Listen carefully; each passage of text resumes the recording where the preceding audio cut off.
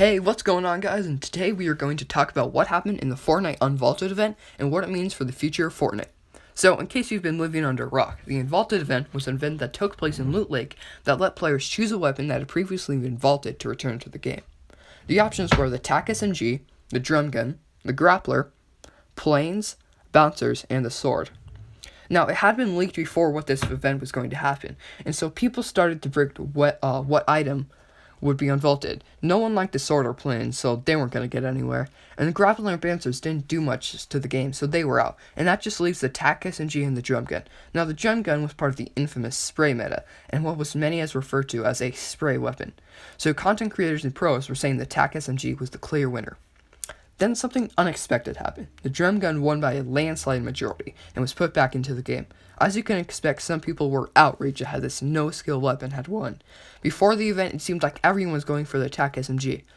Now, this event is a prime example of two groups forming in the Fortnite community. These groups can be defined by what they voted for. On one end, you have the TAC fans, and on the other end, the drum gun fans.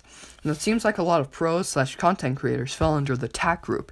These people favor a high skill gap game that minimizes on weapons that are quote-unquote easy to use, while the other group, made up of casual players and noobs, voted for the drum gun. These players like a game that they can play and be good at.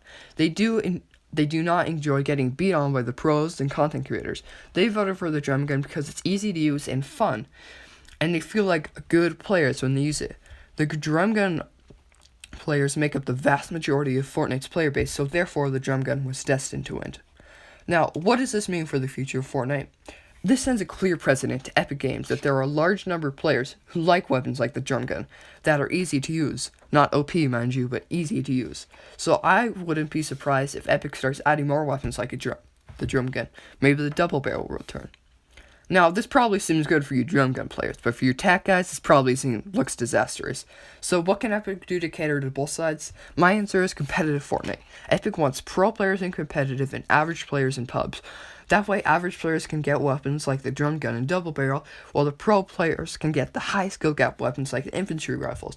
Ideas could be something like X amount of V-Bucks if you get into Champions League, but they'd have to make it harder to get into Champions League, or 24/7 leaderboard with cash prizes for those at the top.